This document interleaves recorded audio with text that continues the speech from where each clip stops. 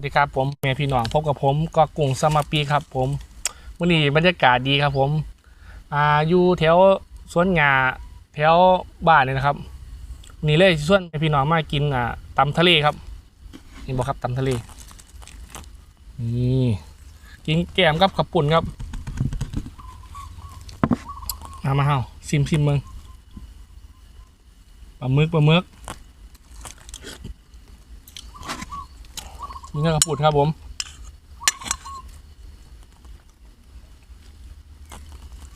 บรรยากาศก็ห่อนอบอ้าวจังหน่อยนึงกินหมูเดียวกับเสียบครับ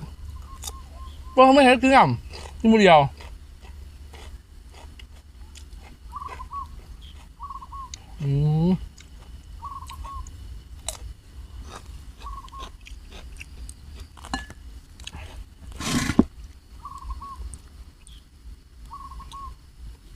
กับทะเลครับผม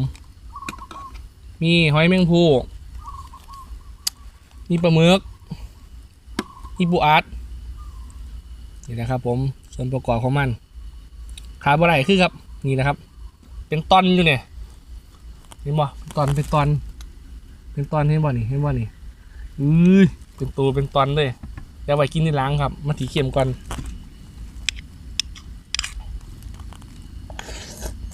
ข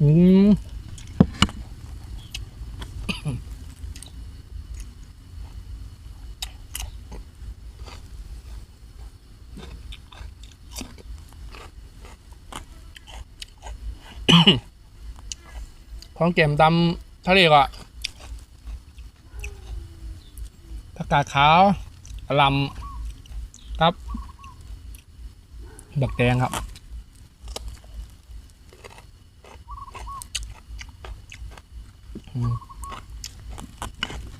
มานี่กัน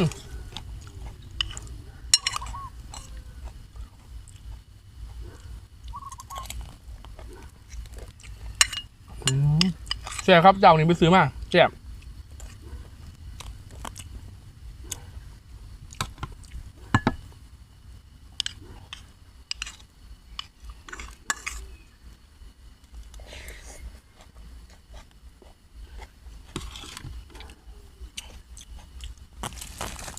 เห็นบ่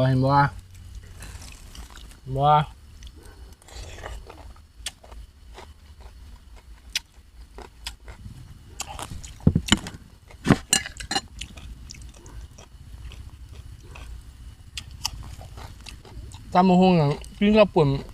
เขาก็ดีมายัง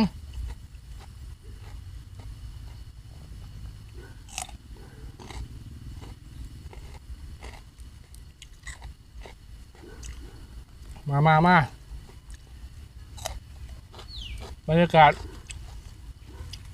ศดีอยู่เดี๋ยวว่ามันหอนหน่อยนึง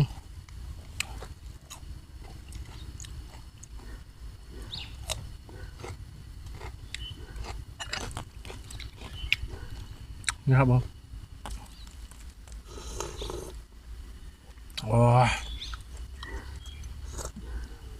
ผมเป็นคนหมักสดว่ะผมความรู้สึกของผมว่ามันเข้าถึงเครื่องดีครับ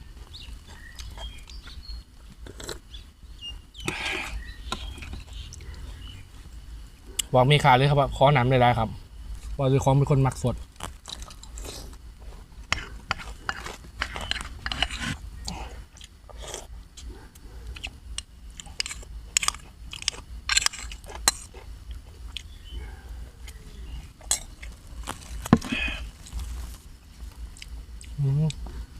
แซ่บ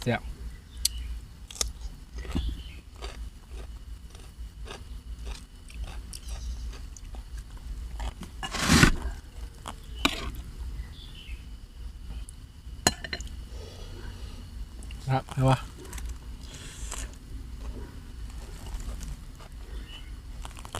โอ้ยแซ่บ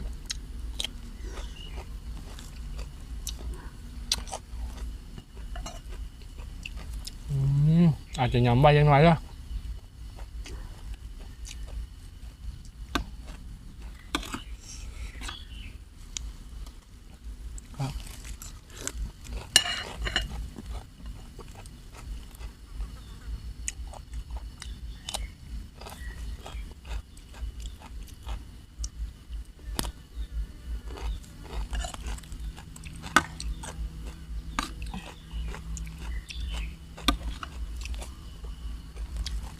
เห็นไหมครับเห็นว่าปลาหมึกเป็นตอนๆเลยครับ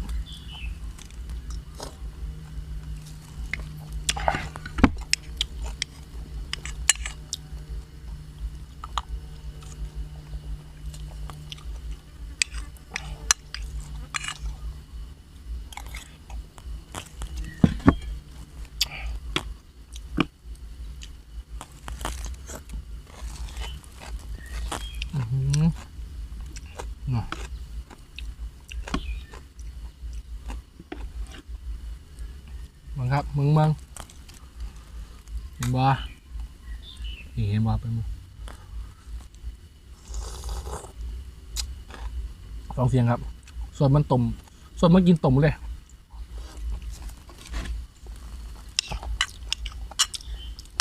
ถ้ามากินน้ำไม่น้ำมันถือว่าเขาถึงเครื่องนะ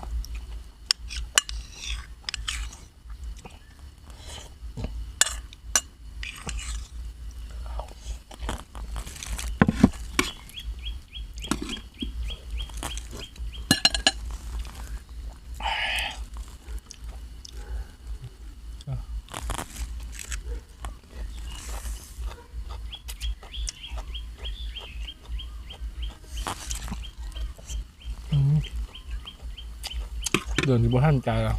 เดินที่บ้านใจอ่ะ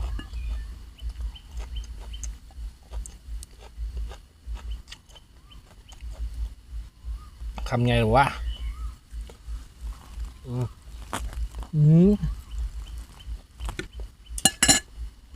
ส่วนของคอเลย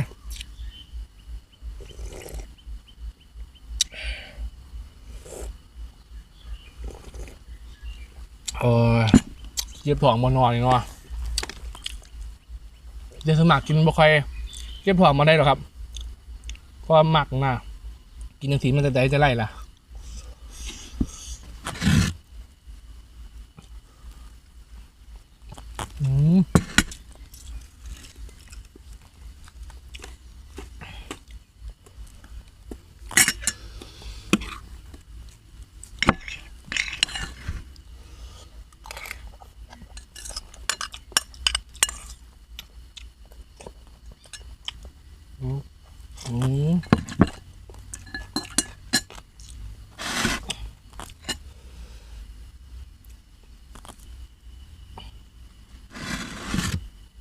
นี่ครับ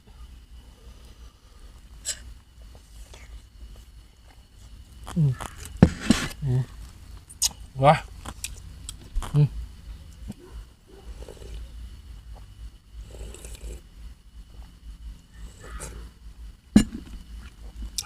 ว้า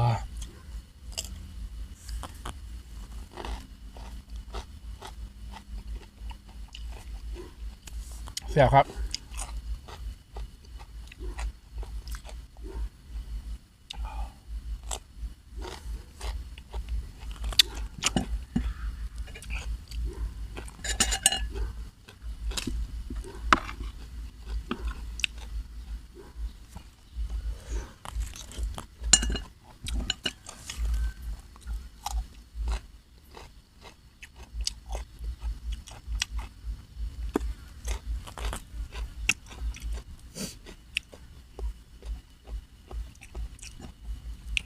ตัวให้กินยังเสียป่ะ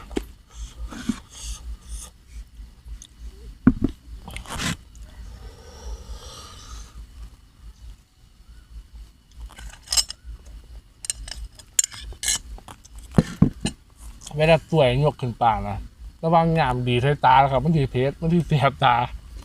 ระวังเอา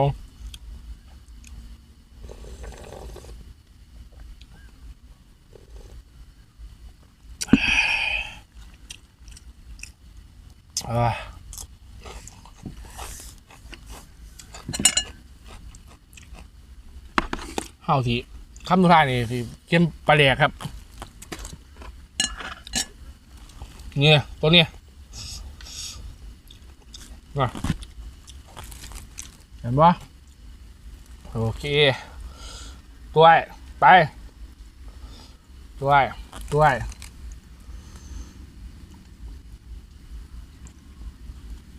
เนาะ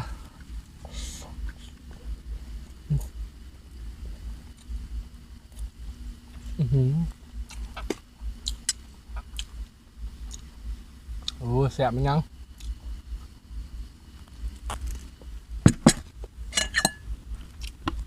โอ้มีกุ้งหอมตัวนี้เห็นปะกินกันสิอิ่มแหละไปเห็นกุ้งครับ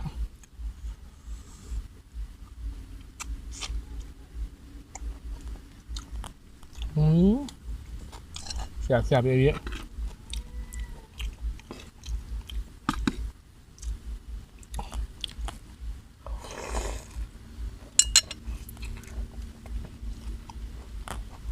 บอกอย่างมากสุด